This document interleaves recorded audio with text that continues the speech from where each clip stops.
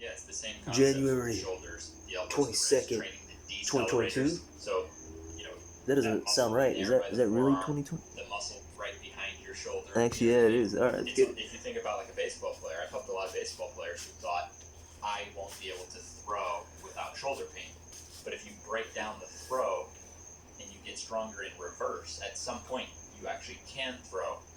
You see what I mean? So by grabbing a band and pulling it back this way? I like to use dumbbells. I like measurables. I like something measurable. Mm-hmm. You know what I mean? Right. So, yes, you get some of these similar common denominators of training areas that most people aren't thinking about because they're thinking about the performance side, not realizing that the pain and injury is the number one thing that stops you from throwing more miles per hour or jumping higher. So when you figure out the recipe, when you figure out a sort of mathematical recipe of the action you're doing, and you can always be more bulletproof than what's needed for the action, you can keep putting out more force. You see what I mean? So like for a kick, you could probably break it down to some of these various, probably the Nordic, because it's like your leg is straightening. Mm-hmm. Definitely the hip flexor. Depending on how you're kicking, probably that tibialis muscle, and then of course the knee. Yeah. And so it does. There's no absolute, but it just means that you can probably go after that a little bit harder if your strength training is accounting for those different angles. Yeah, it completely makes sense. What about the torso? Like, what about the abdominals and the lower back muscle? Because a lot of sports utilize a twisting motion of the body. Martial arts, it's like almost everything. Yeah. It's twisting, particularly for striking. Yeah. It's a gigantic aspect of your ability to generate power and speed. I'd say there's probably three things I do a bit more unique on that. And number one is just when we think about the six-pack, I'm thinking about that lifting the feet. Mm-hmm. So I'll show you my favorite exercise for that. If you go back to that fifth post, which we've used a bunch, at the moment that I'm using the monkey foot, you're going to see my training partner lying down. He's hooked up to a cable machine. Yeah, so he's lying on his back. Yeah. This is like a reverse sit-up. And so like we know in my gym, for males, half body weight, 20 reps, most people can't do it. But they train it for a while and then they can. It's coming up right here. Boom, there he is right there. Yeah. So he's hooked up to a cable stack with a measurable load trying to get his knees up. And like I'm telling you, like if you take the average male athlete and you put half their body weight and you ask them to do 20 reps, they reach a point where they cannot get their knees up. Yeah. Their lower abdomen stuff is not capable of getting it up. So that's all abs. The lower abs and hip flexors. And hip flexors. Yeah. So a lot of my stuff that you've seen was during the COVID period where I was trying to figure out how do I mimic exactly what I was doing in my gym. Right. So my whole Zero program is meant to mimic these ground up effects of a sled where you're pushing through the foot. And so that was an idea of how do you have no sled and rework those effects from the ground up. And then like with the monkey foot, it's awesome to work those hip flexors. But in my gym, we have the cables and strap right there. You get to work both sides, hip flexors, lower ab. You see what I mean? What is he connecting? Can you just go back to that again? How's he connecting it to his feet? It's a low ab strap that hooks onto the foot. So it's like, if you ever seen like a lifting strap, it's a company called Chic that makes lifting straps. Okay. And they make a strap that you hook up to your feet. So we're lifting weights there. There it is. Right there. Okay, yeah. So we're lifting weights with our feet. Right. I just needed to see what the strap looked like. I've never seen that strap before. And on YouTube, I have the detailed videos and all this. I was just trying to make it easier for people by having these fast videos to quickly show all the main stuff we would talk about. I have a cable machine at my house, so I just wanted to make sure that I could. It's quite a setup. We put a box behind us with weight on it, so it won't move. Because it's maximum effort. Yeah. You know? So right off the bat, we're trying to strengthen our core from the ground up, meaning the ability to lift our feet. Yeah. And then we also go on a back extension machine, but sideways. And that trains the QL, quadratus lumborum, a four-sided muscle. It's not your low back, it's not your abs, it's in between the two. And what that one does is it pulls your body from side to side. Because when it comes to twisting and stuff, what you're often really looking at is a combination of a lot of things happening at once. And if you don't actually strengthen that muscle, which does straight up go side to side, you don't realize you're missing out on like one of the key muscles that creates that lateral explosion, or twisting, that rotational strength. So that is like the lower back on the sides. Yeah, exactly. That's always what gets really sore when they kick the back one too. Yeah, and I think that one's super underrated for our lower back because when we kick or swing or jump, a lot of us, we have more of a one-sided thing because of sports. Right. And then sport is abnormal. It's not, there's no example of human life jumping 500 times in a day like I would on a basketball court or something like that. Same with you with kicking. It wouldn't be natural to kick that much as you have to for your sport. Right. So we can get pretty out of balance in that quadratus lumborum. Most people who haven't trained it, they can't believe that they're sore for like a week after. It's almost like they have a muscle they've never trained. So without that, my back would still have tweaks here and there. And particularly for me as a right-handed player, it was so much easier to stretch to one side, and when I would reach like with my left arm, it's almost like I'm blocked off or something. You want to see the best example of an imbalance? One of the greatest boxers of all time, Roy Jones Jr. Roy Jones Jr. has a left bicep that's as big as my head. Wow. And his right bicep is totally normal. Wow. They used to call him Captain Hook. Like, look at his left bicep. Bro. Whoa. It's crazy. Obviously, his right was pretty big too, but his left was fucking. Yeah. Like, look at that. It's like 40% bigger. Yeah. It's giant, and it's got lumps and it's all shredded and shit. Yeah. Roy, look at that one. Roy has the most ridiculous left bicep, but my God, his left hook was off the fucking charts. Yeah. Off the charts. He would throw a left hook the way a lot of guys threw a jab. Wow. And he was so freakishly fast. Wow. Now imagine that kind of an imbalance deep in your Oh, yeah. on either side of your spine. And Probably fucks with his back, right? yeah, but I'm just saying for a lot of us, we have some of these imbalances. And so I think that's a huge one is training that quadratus lumborum. Yeah. The hip flexor, the quadratus lumborum, you're already training areas that most people in their quote-unquote core work are not quite training, you know? I have another good example for you. Yeah. My friend John Dudley, he's an archery coach and was a world-class archer at one point in time. And he is so used to pulling back a bow with his right side. So he's used to holding the bow out with his left side, so the left side's all push, and the right side's all pull. And so his back, and my back muscles are fucked up because of this too. Not fucked up, but my right side is thicker than my left side. Like, I've had women massage me, and as a massager, I'm like, you know your right muscles are like much bigger than your left muscles? And his back, let's say this, because I'll give it to Jamie so he can post it up here. His right back muscle is pushing against his spine in this weird way. And so he has holy shit. He's got this weird looking fucking back here, shit, where it's like leaning. You can see it here, but I'll show it to you on the big screen. His back muscle is like leaning towards one side. His back bones are twisted to his right side. That is because he's always pulling. Like, look at his fucking back. So he's like real problems with his back because of this. Wow. Because his whole life, I mean, John is probably 45, and I think he's been doing this since he was like a baby. So he's been pulling back a bow for, 30 plus fucking years, and his whole spine, like, look at that. It's literally turning towards the right like the area where he pulls. It's nuts. That's wild. That's not good. No, but I don't think we have to avoid doing these things we want to do. You know what I mean? You just have to straighten the other side. Yeah, and I think the human pursuit should matter more than running away from life. Right, and that's the difference between your approach and the approach of doctors. Right. So if I would have just never played basketball again, would that have been happiness? You know what I mean? No. So thank God you figured it out for everybody. My doctor, when I had my third or fourth, what's that? Sure. I had my third or fourth knee surgery. My doctor was like, you have to stop doing martial arts. I started laughing. I was like, that's funny. Like, what do you want me to be, a fucking serial killer? Come on, man. I can figure. I'm like, it's not that bad. He's like, you're gonna keep having these injuries. I'm like, are you sure? How do you know, man? You don't know the future. Well, that's what I tell someone, man. You don't even have to do anything for pain. You don't even have to just find yourself a sled person. Yeah. Just get into a groove where you can go backward, where it's smooth.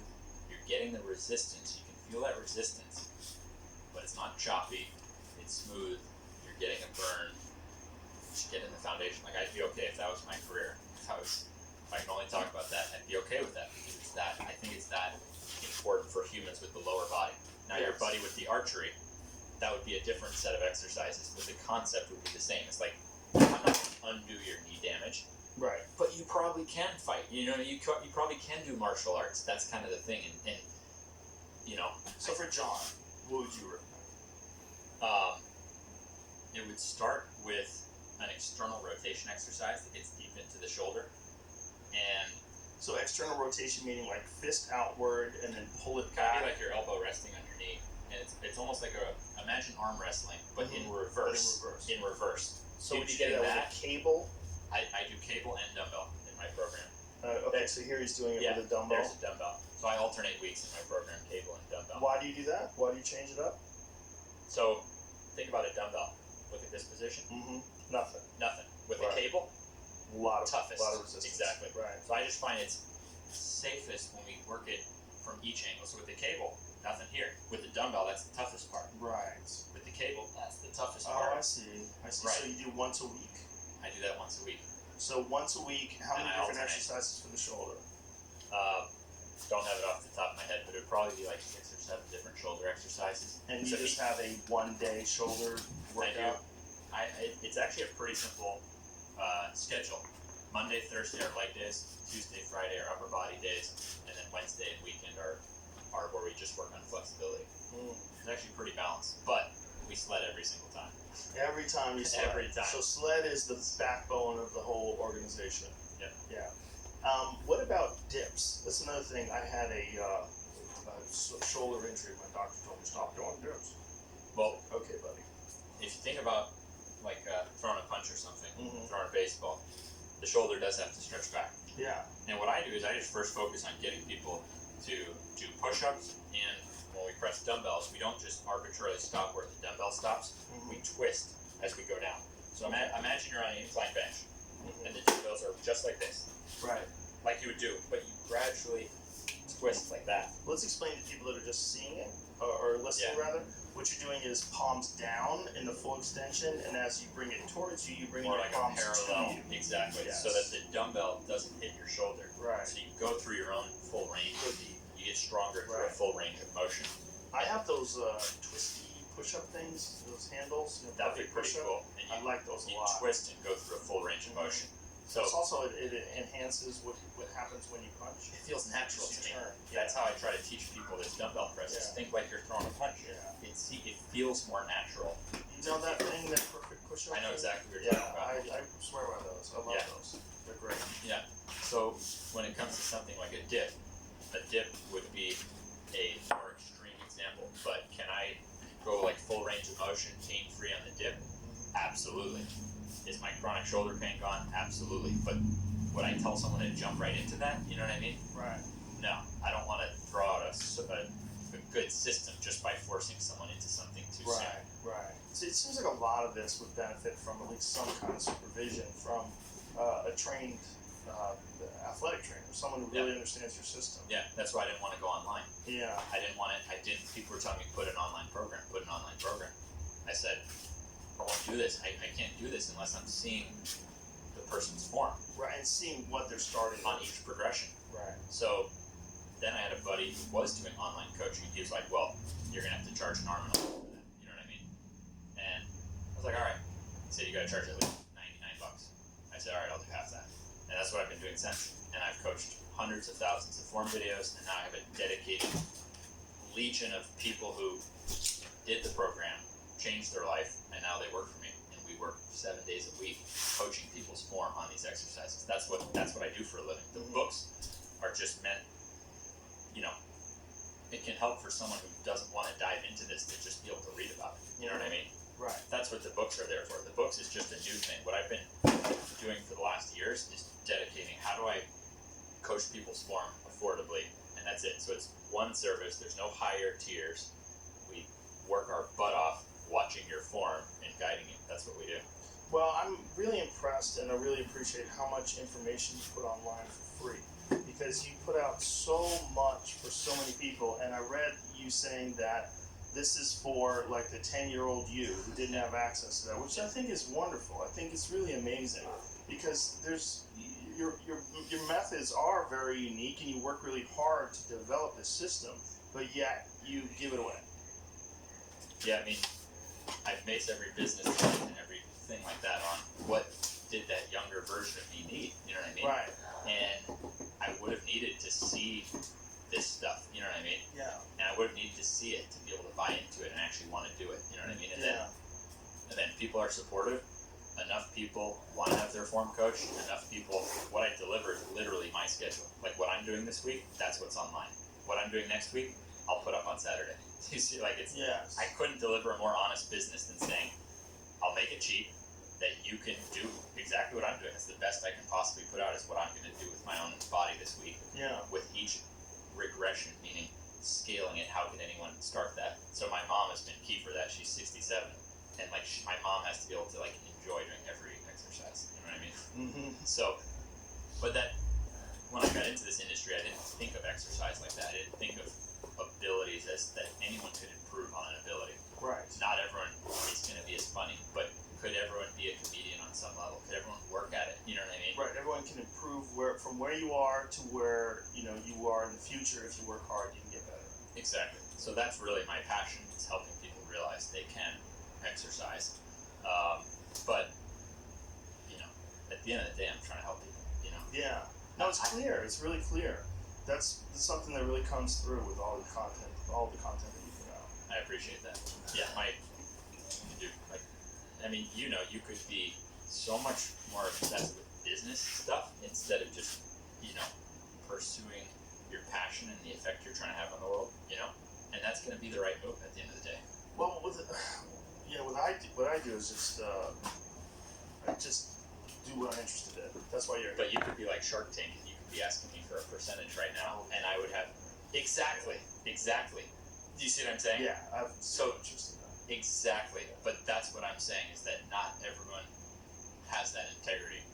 Well, it's not just that. It's just that's not where my interest lies. I mean, when I have enough money for stuff and food and whatever, then I'm not thinking about money. Like I don't like I call it guerrilla Buddhism. Like have enough money so that you don't worry about money. Yeah. Like so. I'm exactly with you. Yeah, it's not that like. I don't see.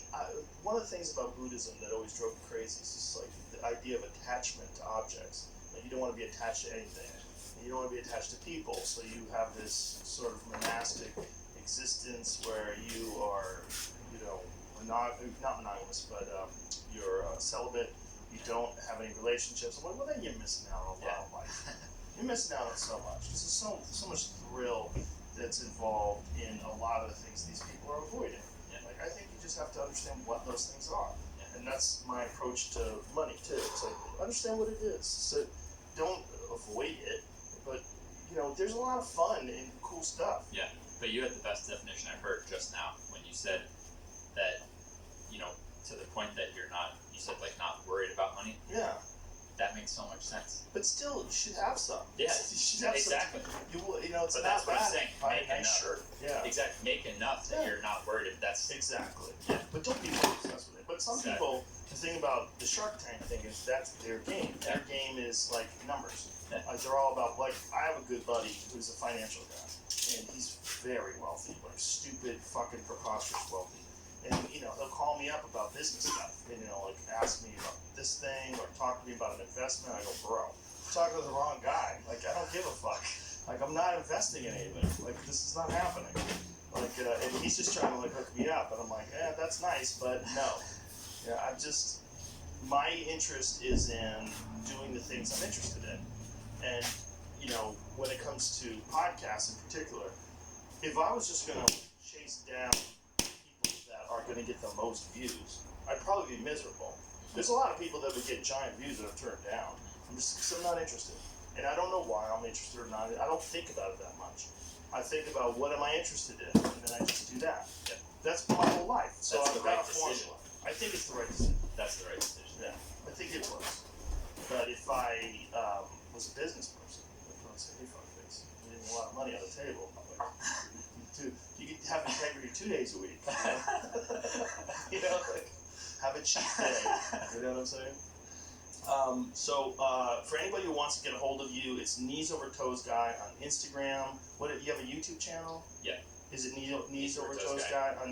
And these books are available. This is Knee Ability Zero and ATG for Life. These books are available on Amazon. So you can just get them really easy. Are these self-published? Did you publish this? Nice. Yeah, me and my uncle. There's your personal training reinvented. This is where if you want to train exactly like I do, and have your form coached perfectly, that's the most honest business I could come up with. That's awesome. Well, listen, brother, thank you so much for being here, and thank you for all the content that you put out, because you've helped me so much. It's really made a big difference in my knees. It's made a big difference in, like, I put out a video